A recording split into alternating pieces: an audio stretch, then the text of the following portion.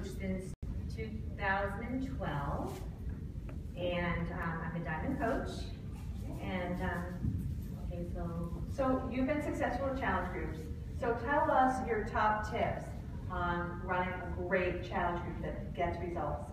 I actually started my first challenge group probably within the first month that I was a coach. That was one of the first things that my coach said. To get started as a successful coach, you have to start as a challenge group. And starting it, I actually invited people to either do what they were presently doing. So I started a group called Get Fit Accountability, and they were at the time either maybe walking, running, going to the gym, and or I said I'm a new Beachbody coach if you want to do a Beachbody program. So this is my Beachbody website. So I told them what I was going to do, which back then was Insanity. So some people purchased the Beachbody program and got started, and other people were just walking, running, and going to the gym. And that Get Fit Accountability group is still going to this day. Great. So how do you then transition them from that into like a 21-day fix or Insanity? So I think a lot of people see people posting about Beachbody fitness in these, just a generalized fitness group, and they start to get interested in what other people are doing. And as well, when new programs come out, you're talking about them. You create a lot of excitement. So when a new program comes out, like the 21-day fix, you can post there's a new program coming out, and or you're putting out a post on Facebook. There's a new program coming out. It's called the 21-day fix. I'll be starting a 21-day fix challenge group. So you're creating a lot of excitement around the release of a program, and also sending out invites through Facebook. You can send out an invite, right? And then also, because of the way Facebook is going nowadays, a lot of things aren't seen in the news feed. So if you send out an invite to someone, you also want to personally message them and say, I'm not sure if you saw, but I sent you an invite to my 21-day fix group. We'll be starting next month on such and such a date. Let me know if you're interested. We're going to have a lot of fun. Okay. So now you get your challenge group started, and then it's crickets. How do you overcome that? That's a big concern I hear. Okay, so you don't give up. You need to be in there every day posting, whether you're the only one in there posting or not, because I believe people do look and people do watch. I think always, creating new interest. If people aren't in there posting, the people who said they want to do it don't show up. You want to invite new people and be flexible. Maybe one group doesn't work, so you need to be flexible enough to go and start another group. Just because one program doesn't work, or this month ended up being a busy month for someone, doesn't mean that next month's going to be the same. You just have to kind of be flexible. We had one with the Plyo when that came out for us. It just didn't turn out to be such a good group, so we were flexible enough to kind of switch everyone back to that Get Fit, and people bought new programs, and people are still doing Plyo in there, and you just have to be flexible. Shoot, I had another question I was going to ask you about that particular. Oh, go ahead.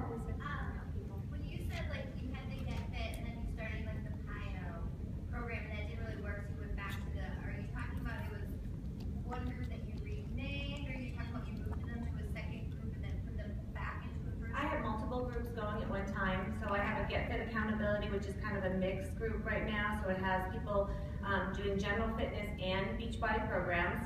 And then if a new program is going to release, backtrack this. I do a Beachbody monthly challenge group, and then sometimes we have my coaches that are here, we have over 100 people in our 21-day fix group. So it's still working for us. So when we invite people to our 21-day fix group, we'll still put them in that group, but it has over 100 people in there because people are still sharing recipes, and it's still, if people are engaging in our groups, we figure why change it. So then you leave that group and you just keep adding to Yes. But if we notice that people are not posting in there, like you said, there's, it's losing excitement. Contests, sometimes we'll do a contest. If whoever posts the most posts in the next 10 days, we'll send them 3 packets of Shakeology or 5 packets of Shakeology.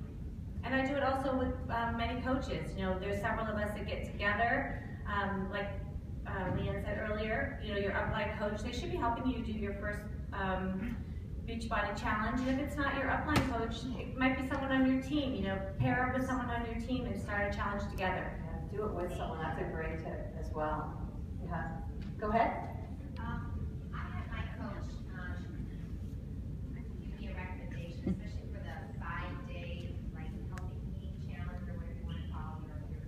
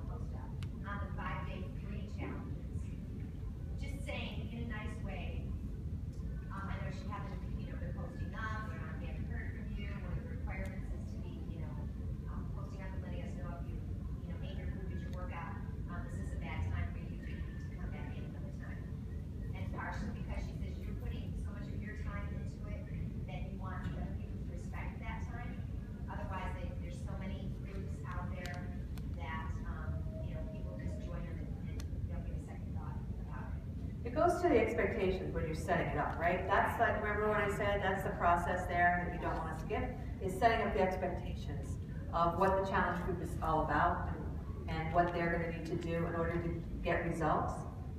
Well, so great. Now, do you use the challenge guides? We have. I do. The challenge guides are so great because they're under sales and marketing. I mean, they're laid out for you. And when we were talking about creating excitement, also, they start a week before the challenge group even starts. And it's basically copy and paste, word for word if you need to. Or you can kind of change it to your own wording, somewhere like yourself. Right. There are, I think I'm going to show you here a copy of what you get. There's the product training guides and let me go back. Okay, so in those challenge group guides are all located in your Coach Online office, right? They're going to give